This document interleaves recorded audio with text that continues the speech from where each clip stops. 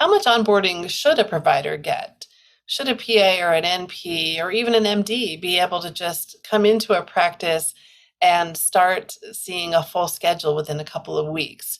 What is a realistic onboarding schedule? What should onboarding incorporate? I hear stories a lot where providers are brought into a position, but they're not given a whole lot of direction and a whole lot of information or help. And they kind of just have to figure out a lot of things on their own, which of course is not ideal. In today's video, I'm going to be interviewing a PA who has been a PA for many years and who also has worked on developing an onboarding program for her organization.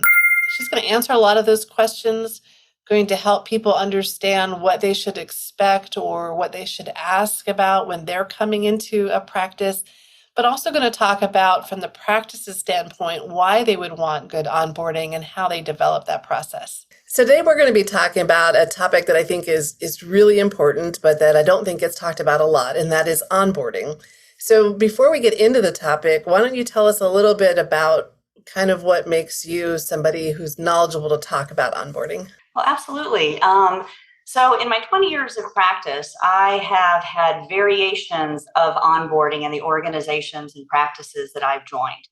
And currently in my clinical dual leadership role, one of the things that I've worked on is actually designing and implementing an onboarding program for one of our specialties.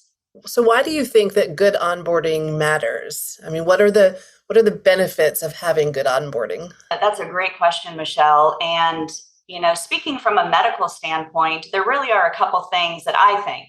One, provider retention, right? There is a lot of effort and time and money that goes into bringing on a new PA. And the last thing that an organization or practice wants to hear is that within a couple of months, they're already looking for another job because they were struggling and they didn't have that support. Second of all, it's also provider well-being, right? So when you have a formalized structure for onboarding, you feel that sense of inclusion, you feel that camaraderie.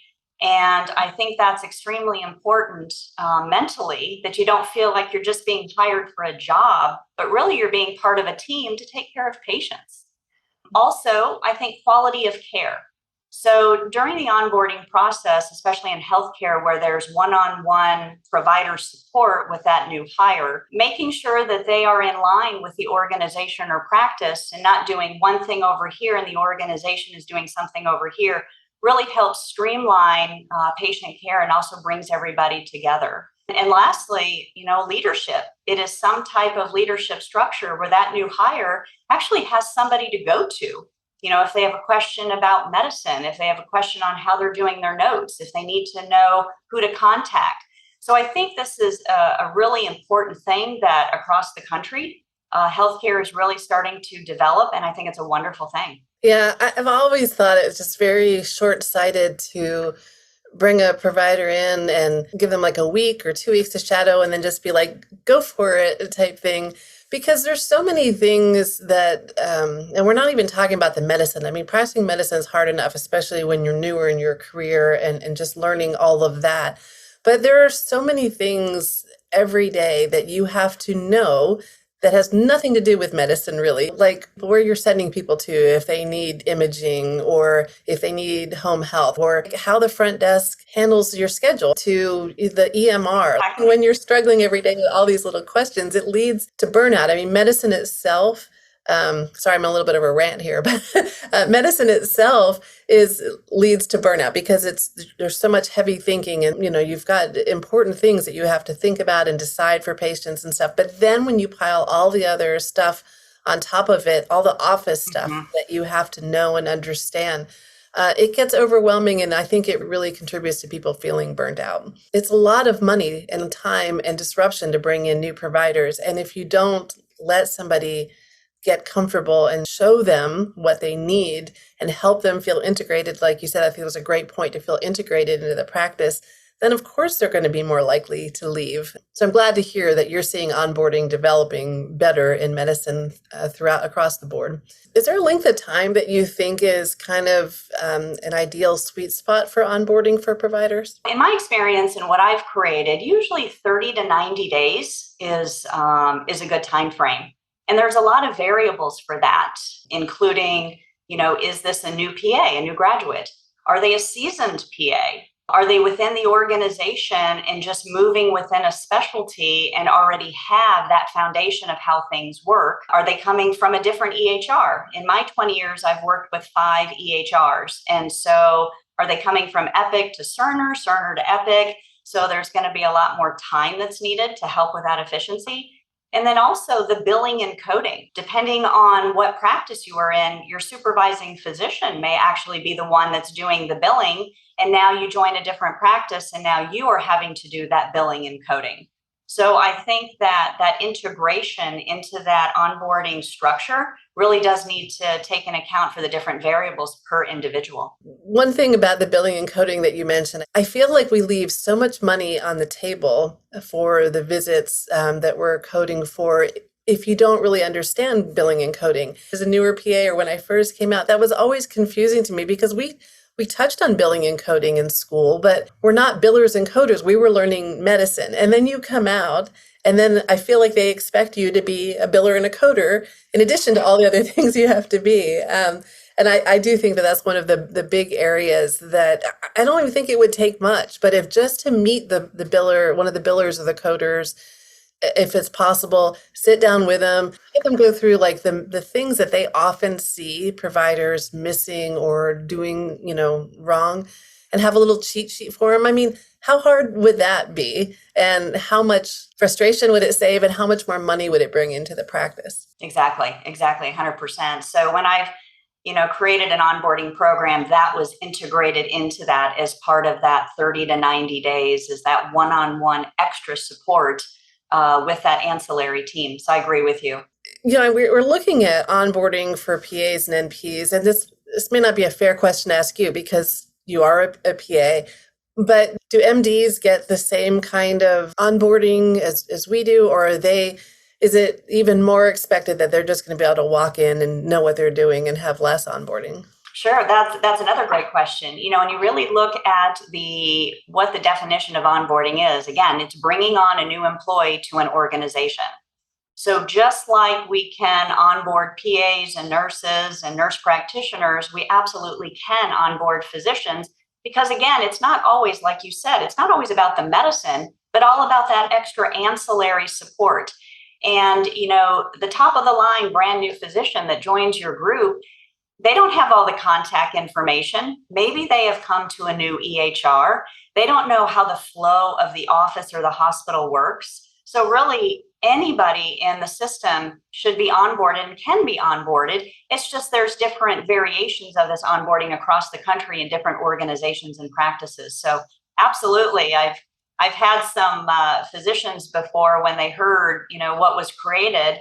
They've even said, wow, I would have loved that. I would have loved to have had that support, but maybe it wasn't there or it was in a different variation. Yeah, and part of the reason I ask that is to let, PAs and NPs know that they shouldn't feel bad to ask for good onboarding or to, feel like it's wrong to even expect good onboarding because it is something, like you said, that should be happening across any aspect of medicine, no matter what position that you're coming into.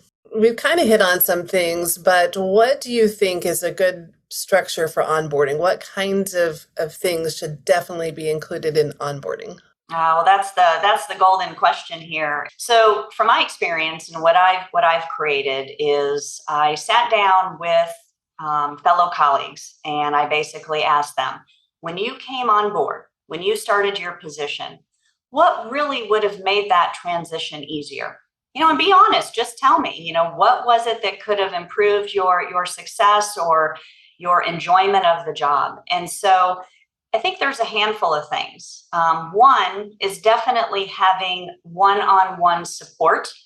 So depending on whether it's a 30 or 90-day onboarding, I think whether you have a nurse practitioner, fellow PA or a physician that's your preceptor, so that during the time that you're in this onboarding program, there's somebody there that's able to answer your questions, is able to review your notes or your consults or your H&Ps or your follow-ups or whatever type of note you're doing, to make sure that you're on board with the medical decision making, that you're maximizing your billing and coding, that you're maximizing your documentation, and that you are in line with that practice or organization. And the way that I've structured it is, whether seasoned or brand new, you start off initially with a lesser patient load. So maybe you start off with seeing 3 or 4 patients, and every one of those patients, that preceptor is going through everything with you from start to finish. And so as you start to build and you're seeing more patients, again, whether in the hospital or the office, you have that full support to make sure you're in line and that you're doing what everything needs to be done. Which is great too, because you may not know what questions you have, or may not even realize that you're not doing something as well as you could be doing. And to have somebody looking over things as you progress and helping you grow along the way, I think that's great, doing that stair stepping. Absolutely. And second of all is during that 30 to 90 days, depending on what you do, having that extra billing, coding, documentation support. So I've created where they actually have one-on-one elbow support with those ancillary teams to say, hey, are you doing this the right way? Do you have any questions? How can we help you? How can we give you those tools to succeed? Also, the EHR. Again, some people are coming from one system to another system. And so having more training on top of the original, standard training you would get, that one-on-one elbow support to help build those templates for your efficiency. I think that it's very important, and I've created these educational checklists, and this can be done for any specialty. Say you're in neurology, well, maybe what are very common diagnoses in that particular specialty? And so it's almost like a PANCE review, right? So it's that blueprint of these are things that you might really see commonly here. This is our patient population. And if you don't see it on your time, maybe you can brush up on some of those disease states. I think also introductions, whether you're in the office or in the hospital, having that frontline exposure, it doesn't take much to say, hey, we have a new PA. Here's the case manager. Here's the pharmacy person that works in the hospital or in the office. This is the new individual, so here's their connection. And also, you can look at maybe integrating some extra stuff in a specialty. As an example, when I was doing cardiology up in Georgia, one of the things that was asked when we were practicing and we're talking about bypasses and valve replacements is, have you ever seen that? You're going to talk to patients about this, but have you seen that? And if not, let's get you into shadow and see what that is. So those are things that certainly can be integrated in this onboarding, where it's, like you said, a little bit of training, but also support to say, hey, have you seen these things done so you can better talk to patients about it? And then lastly, a competency. So all of this training, all of this support and structure really needs a competency evaluation, because everybody needs feedback, both positive and negative, of how they can improve so they can feel much better about their position. There are many pain points in medicine, but using the EMR efficiently, I think, is one of the biggest pain points, because they are massive systems and they can do so much. But you end up, I think, figuring out your basics, what you need. And a lot of people stop right there. And so they don't even know that there are things that they are doing that are really inefficient, or, that could save them so much time and energy done a different way. And so with the EMR training, that's one thing that I think often gets missed, is that they'll give you training where they put you through an Epic training class, and it's, a couple days, and they go through a lot of information, and they have somebody there that you can talk to. But what happens, after you've been using the system for 6 weeks down the road, and you're developing these habits that you don't know are bad or could be done better? I often think if you could have an Epic trainer come, like you said, at the elbow, going through a few patients, watching how you're doing stuff. I'm sure there are a million things that they said, oh, well, that's very clunky. You could do it this way, and just having that, even a half day could save you so much frustration for years down the road. Exactly. So one thing I think about is people who are, you're out there looking for a new opportunity and you've found this opportunity, you've applied and you're going to have an interview. What questions do you think people should ask about the onboarding that's in place in that particular position? So I think, really what the question is, what type of support am I going to get when I first start? And I think it's completely plausible to ask, is there an onboarding program? And if they say, no, we don't have a formal process, that's fine. You can certainly ask, well, what type of structure will I have? What support will I have when I start my job? Who will I be able to reach out to when I have medical questions? Who will help me with insurance approvals?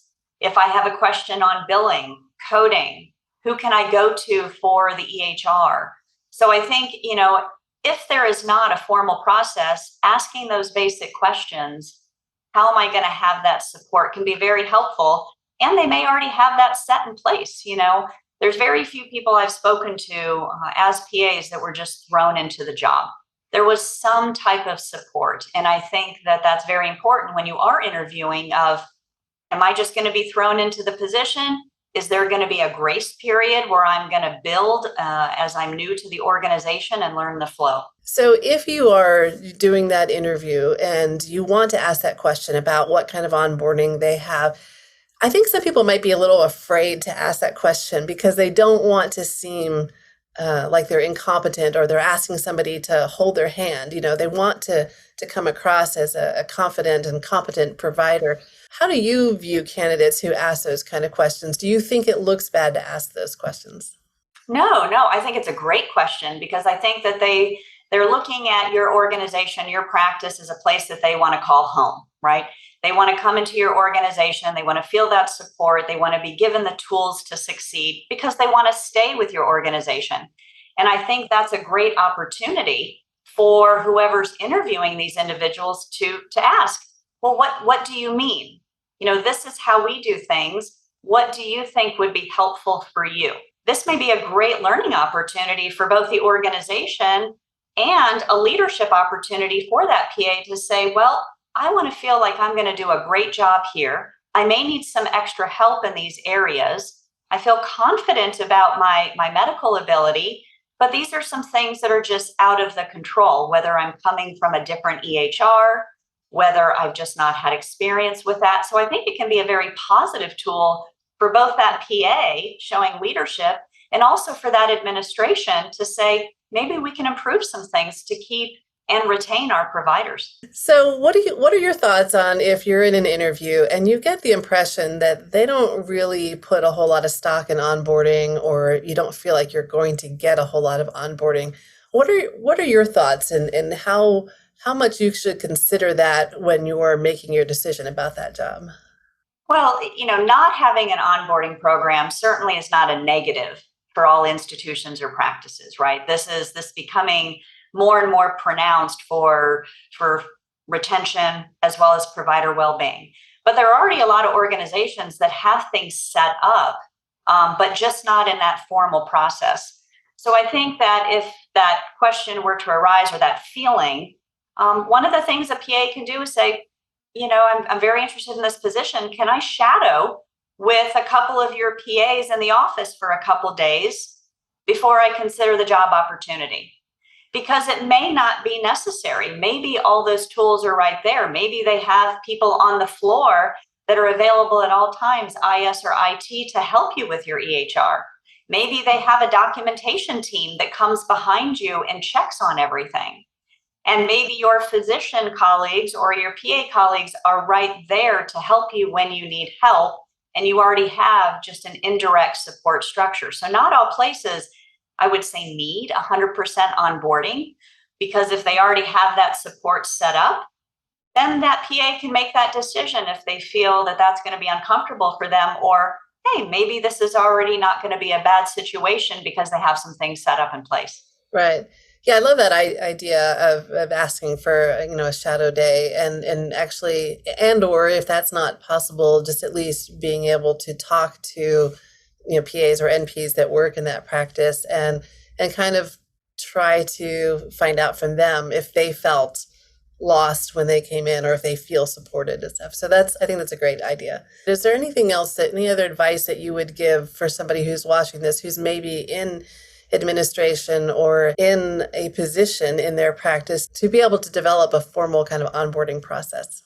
Oh, sure. I think, like I started with talking to the people that were in those positions. And I think whether you talk about doing an anonymous survey monkey, or you're going to do a one-on-one, or you're going to do a group, I think sitting down with the people in that department, that specialty, and saying, when you started this position, what would have made the transition easier for you?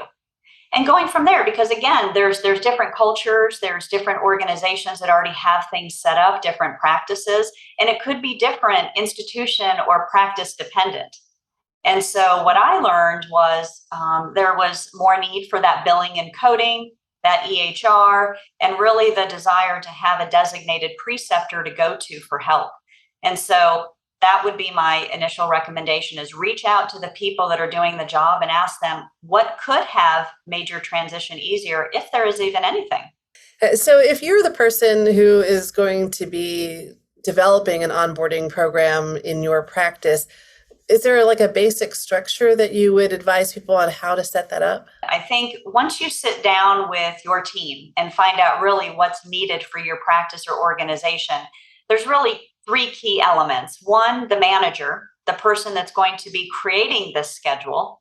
The second part is your preceptor or preceptors that are going to be willing to offer that support for that amount of time. And thirdly, really reaching out to your ancillary team, your billing, your coding, your EHR, and your documentation team, and creating that relationship so that you can build into that schedule how each one of your new PAs is going to get that training. You certainly need to bring in your practice administrators and site managers and those that are involved in the different practices or the hospital. But those three key points initially, again, would be who's going to do the schedule, the manager, the preceptor or preceptors, and also your ancillary support team. So what do you think are some of the struggles or barriers to get people within the organization to be involved in this? Do you feel like you've gotten a lot of pushback from it, or people saying that it's just too busy, that they don't have the time, as much as they would like to, they don't have the time to be able to help somebody in the onboarding process? Well, I think, when you look at whatever the particular practice that you're going to try and onboard, whether it's hospital or office, there certainly are going to be those that are in a position where they can offer time and want to pay it forward with this education and support. And certainly there will be challenges with either other office practices that are just extremely busy, or in a hospital system where they're running short and they just need to bring on more providers. But I think really what it is trying your best to create those relationships with those that do have that ability to spend that time with a new PA. And they're certainly out there. I've been very successful, and I've understood also from other preceptors that maybe they just didn't have the time at that time, but to keep that relationship going as much as possible. And I think also too, having them understand that the more that they can help this new person out, it's going to help them as well, because this person's going to know how that person wants things done. They're going to create less problems and issues in the future. It's going to be more seamless for them.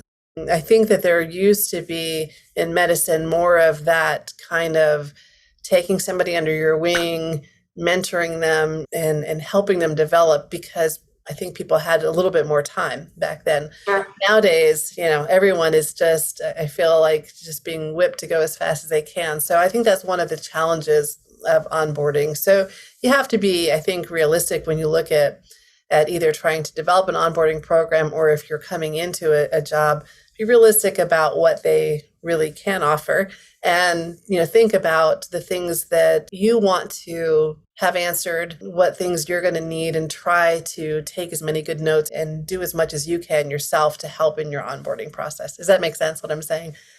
Yeah, absolutely. There's challenges in healthcare all over. Staffing issues. COVID certainly put a wrench into a lot of things, and I do not think that if an institution does not have an onboarding formal structure, that it's not an organization you shouldn't look at. Like I said, there are variations of onboarding and ways that are things that are done. And, organizations that listen to their PAs and nurse practitioners and physicians on how can we improve that process when you're hired on, I think really are going to have a lot more success with provider retention and looking at ways within the confines of what they can and cannot do to improve that. Because most physicians that I have been fortunate to work with, I have not had any negative repercussions working with a PA. They've wanted to work with me, but it also takes my effort to show them what I can bring to the table, and then also offering to me some assistance when needed. So this is a work in progress across the country. This isn't, something that's certainly going to happen overnight. And I absolutely applaud practices and institutions that are looking at how can we retain our providers? How can we make them happier? How can we engage with them and do what's going to create that camaraderie that this is not just a job they're hired to do, but truly part of a team. And I think that with time, this will become more prominent. But it's a work in progress, and I applaud those working on it. So thank you for the work that you've been doing to further onboarding, not only in your practice, but sharing your information with us today. Thank you, Michelle. I appreciate it.